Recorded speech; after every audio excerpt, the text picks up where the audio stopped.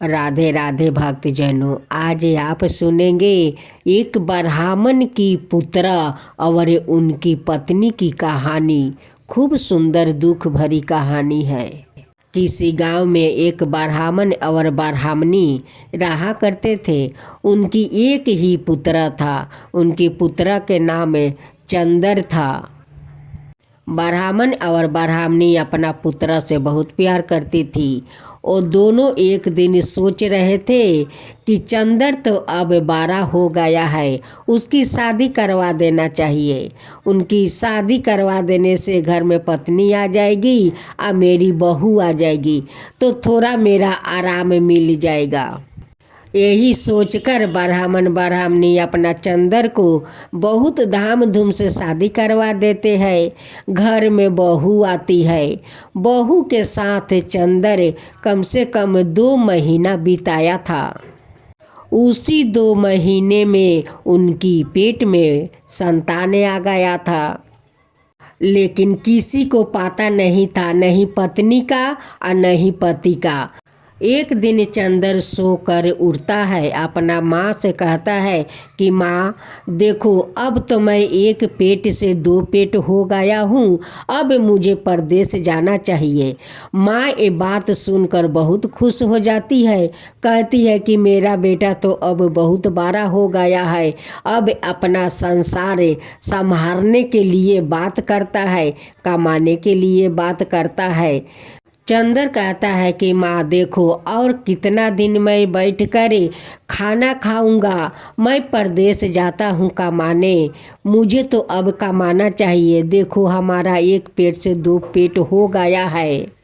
चंदर के पत्नी कहती है कि आप परदेश जाएंगे तो मुझे महके में छोड़ आइएगा, आकर एक बार गावना करा कर ले आइएगा।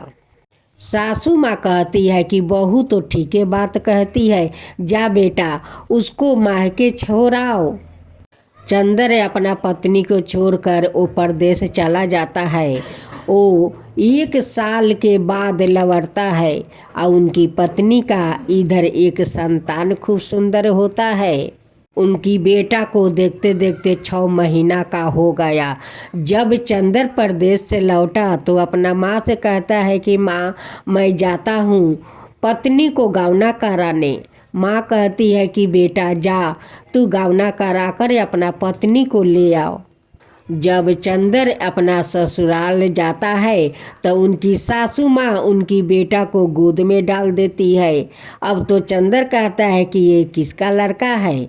सासू माँ कहती है कि दामाद जी, ये तो आपका ही बेटा है, 6 महीना का हो गया है।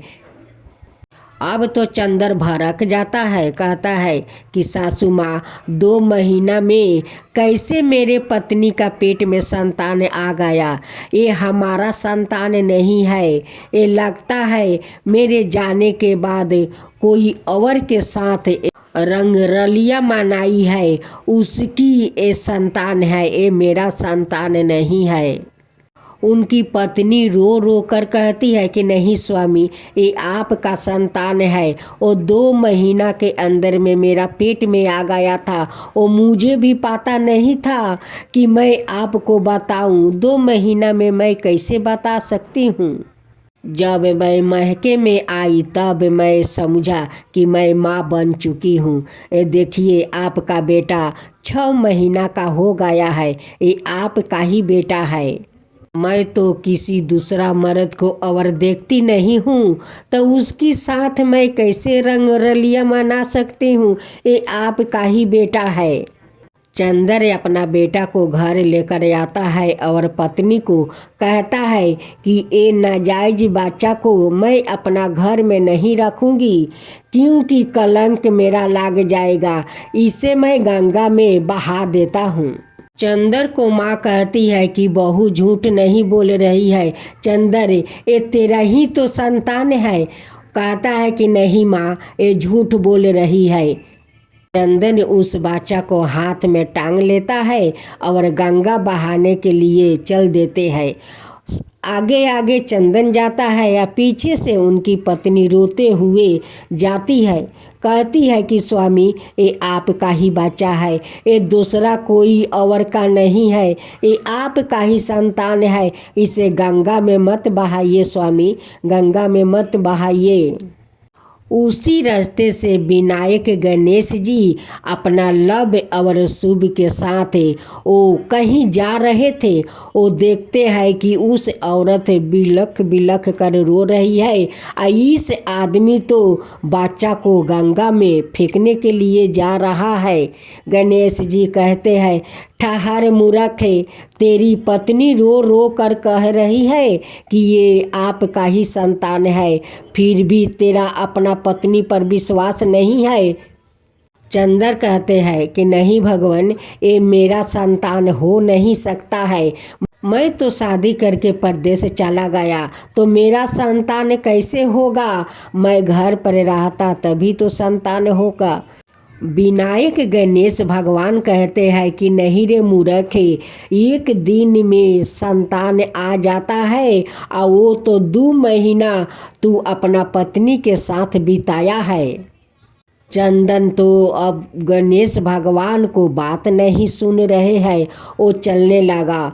गणेश भगवान उसे अभिशाप देते हैं कि अगर बच्चा को गंगा फेंकने जाता है तो तू यही पर फेंकने से पहले तू सील बन जा। अब तो चंदर वही पर सील बनकर खड़ा रहा। उनकी पत्नी कहती है कि प्रभु, मेरे पति कितना दिन तक सील बनकर रहेगा, ये जैसा भी है ये मेरा पति है प्रभु, इसे सील से मनुष्य बना दीजिए। गणेश जी कहते हैं कि मैं शराप दे दिया है, शराप आपस नहीं लिया जाता है। 1 साल के बाद जब कोई भगवान इस जंगल से गुजरेंगे और वो इसे लात मारेंगे तभी अपना ये रूप में आएगा। कह कर गणेश भगवान चले गए और चंदर के पत्नी अपना बेटा को लेकर घर आ गई। चंदर के पत्नी मिलने के लिए रोज उस जंगल में जाती है और उस पत्थर से मिलती है। जब बहू घर आती है तो सासू माँ पूछती है कि चंदर कहाँ है। कहती है कि वो तो सील बन गया है। रास्ते में गणेश भगवान भेटाए थे, वो बहुत समझाए लेकिन आपका बेटा नहीं समझे। वो जिद करके मेरे बेटे को गंगा फेंकने जा रहा था। गणेश भगवान का गुस्सा आ गया और उन्हें शराप दे दिया कि तू 1 साल तक सील बनकर यहीं पर खड़ा रहेगा। जब कोई 1 साल के बाद भगवान आएंगे और तुझे लात मारेंगे तभी तू सील से मुक्ति होगा और तू मनुष्य बन जाएगा। चंदर का पत्नी 1 साल तक उस जंगल में उसे अपना सील पति से रोज मिलने जाती थी।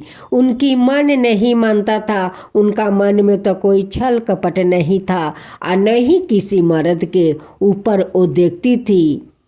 लेकिन चंदर को तो अपना क्रोध के कारण सील बनना पड़ा। एक दिन उसी रास्ता से गणेश अपना दोनों पत्नी के साथ गंगा स्नान करने जा रहे थे। रिद्धि सिद्धि का उस सील पर नजर पड़ा। वो कहने लगी कि स्वामी देखिए ये सील कितना सुंदर है, आदमी के जैसा है। गणेश जी कहते हैं कि ये कोई कारण के लिए ये सील बना है, लगता है कोई पाप किया है, उसी के कारण ये सील बना है। चंदर तो विनायक जी के शराप के कारण वो सील बना हुआ था। गणेश जी का दोनों पत्नी कहती है कि स्वामी इस सील को मुक्ति करवा दीजिए, इसे मनुष्य रूप में लाइए प्रभु, लाइए। गणेश भगवान ने उस सील का 3 बार परिक्रमा किया और करने के बाद ऐसे पैर मारा कि चंदर अपना मुक्ति पा गया, वो मनुष्य रूप में आ गया। उसी समय उनकी पत्नी अपना पति को देखने उस जंगल में जा रही थी। वो जाते जाते देखती है कि वहाँ पर तो गणेश भगवान अपना दोनों पत्नी के साथ है। और गणेश भगवान तो मेरे पति को मुक्ति दिला दिया। विनायक जी सील बनाए और गणेश भगवान मुक्ति दिलाए। चंदर और चंदर का पत्नी दोनों गणेश भगवान का पैर पकड़ लेते हैं। कहते हैं कि भगवान, हमसे बहुत बड़ा पाप हो गया है कि अपना पत्नी को मैं पाप में ढकेल रहा था, मैं पाप लगा रहा था। मेरे पत्नी पापी नहीं है, ये किसी और को संतान नहीं है, वो संतान तो मेरा ही है। आज मैं अनाथ करने जा रहा था प्रभु, आज अपना बेटा को मैं गंगा में फेंक देता। आपको लोग झूठ नहीं कहते हैं कि आप विघ्न हरता है। जहाँ कोई तकलीफ होता है वहाँ आकर आप खड़ा हो जाते हैं, विघ्न हार लेते हैं। आप मेरा संतान को बचाया है प्रभु, ये कभी नहीं भूलूंगा, कभी नहीं भूलूंगा। आज से हम दोनों आपको धाम धूम से श्रद्धा भक्ति से गणेश जी का पूजा करेंगे। चंद्र अपना पत्नी के साथ घर आता है और गणेश भगवान को सब मिलकर धाम धूम से पूजा आरती करते हैं। जय गणेश जय गणेश जय गणेश देवा, माता जानकी पार्वती पिता महादेवा। जय गणेश जय गणेश जय गणेश देवा। एक दांत दयावंत चार भुजी धारी, मस्तक सिंदूर सोहे मूस की सवारी। जय गणेश जय गणेश जय गणेश देवा, माता जानकी पार्वती पिता महादेवा। अंधन को आँख देते, कोढ़ियन को काया, बाजिन को पुत्र देते, निर्धन को माया। जय गणेश जय गणेश जय गणेश देवा, माता जानकी पार्वती पिता महादेवा। हार चढ़े फूल चढ़े और चढ़े मेवा, लड्डुअन का भोग लगे संत करे सेवा। जय गणेश जय गणेश जय गणेश देवा, दीनन की लाज रखो सुबह सुतिवारी, कमना का पूरा करो जग बलिहारी। जय गणेश जय गणेश जय गणेश देवा, सूर्य सायं शरण आए सफल की जो सेवा। जय गणेश जय गणेश जय गणेश देवा, माता जानकी पार्वती पिता महादेवा। जय गणेश जय गणेश जय गणेश देवा, माता जानकी पार्वती पिता महादेवा।